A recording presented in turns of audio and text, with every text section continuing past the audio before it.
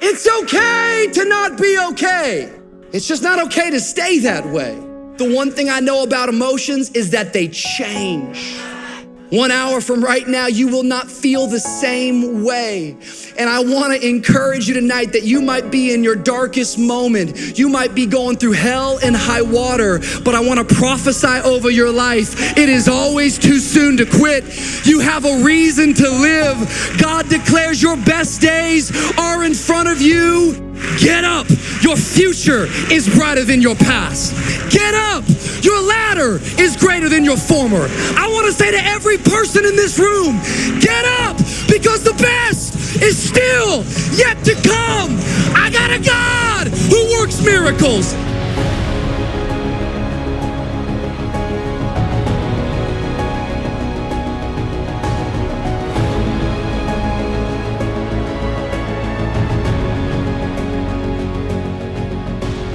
The first thing that we're struggling with in society is that we live in a comparison culture.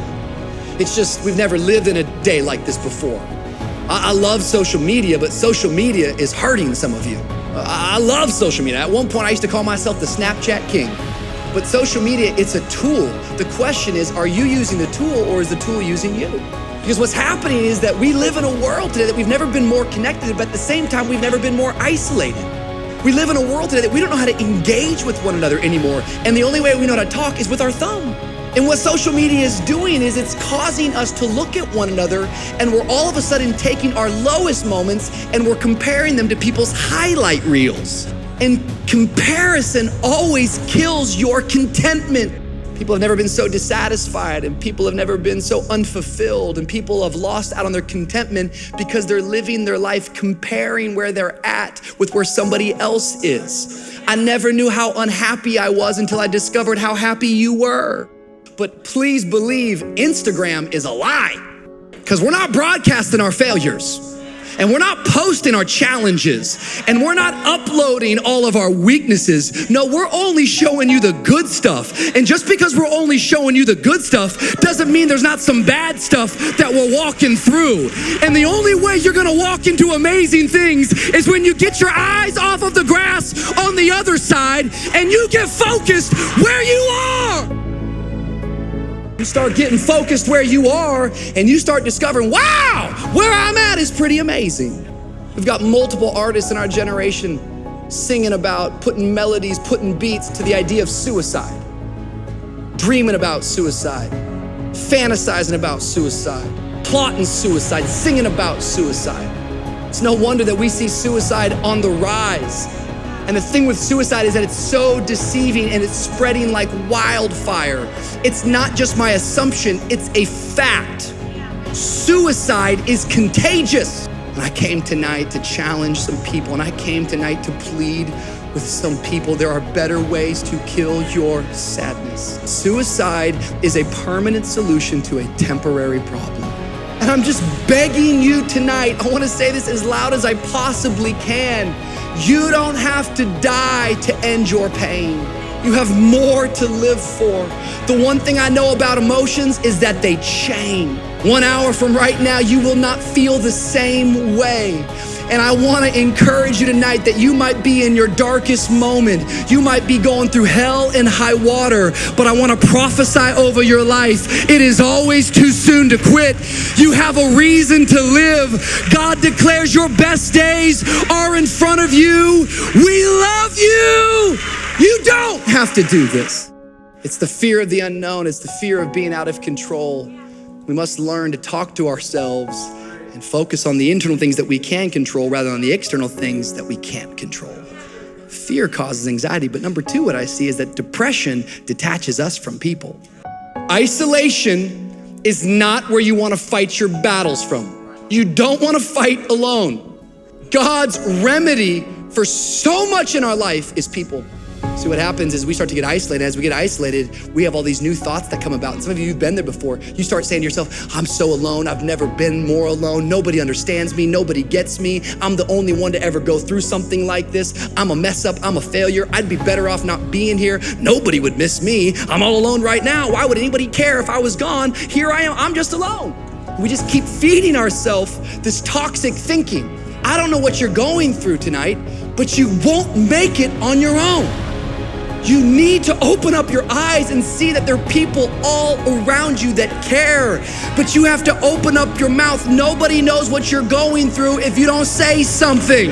I don't know what kind of secrets you have in this place, but I know this: if nobody knows your secrets, you're in trouble. I'm not saying everybody's got to know your secrets. I'm saying somebody's got to know your secret. For you will always be as sick as your secrets, and God will not heal what you continue to hide. You have to expose it. Some of us, we would be absolutely shocked to discover how many problems in our life would be solved if we would just consistently get 8 hours of sleep at night. So many of us, we don't realize that our mental state and our emotions are always connected with our physical body. It's crazy. You see, there's this rhythm. Those of us that have been depressed before, we know that what happens is that we wake up. And so often when we're in this state of depression, we just have no motivation to get out of the bed. We think, you know what I'll do? I'll just lay right here and I'll get some rest. But there is a big difference between rest and being lazy. For the rhythm of God is that you would rest and then you would get up. For if you just lay there, you'll never ever get the rhythm and the joy you're looking for. Rest has to be combated with you getting up. And it's a basic rhythm that if you'll obey the rhythm, so many times challenges and problems, they begin to subside when we simply say, all right, I'm gonna get consistent rest, and then I'm gonna force myself to get back up. I'm gonna eat some food, not fast food. I'm gonna get some good food in my body. I'm gonna rest again, get back up again, get some food, get some rest again, get back up again. Like, you don't have to die. You don't know why you feel so stretched. It's because you're not even sleeping, you're not even eating. And so all of a sudden you hit this wall and it's called depression. And then you go, I'm just gonna lay here. And if I just lay here, I'll feel better. But you never feel better because it's not the rhythm of life. And the rhythm of life is that you work in the day and you sleep at night. And at night, God works on your behalf. But you gotta get up. God is close to you. You gotta get up to find your purpose. God has a purpose for your life. But listen to me, depression, anxiety, suicide, it will not solve itself. I'm telling you, you will be in a vicious cycle forever. You have to get up to discover God has more purpose for you. I want to remind you, life is short. It's too short to live depressed. It's too short to live anxious. And it's too short to struggle every day with thinking about taking your life. I want to challenge you tonight to get up, that you're not quitting tonight, that one day it is appointed unto all men to die, but that is God's responsibility, not mine. And so I don't know who I'm preaching to tonight, but I want to say to you, get up. Your future is brighter than your past. I want to say to you in the balcony, get up. Your ladder is greater than your former.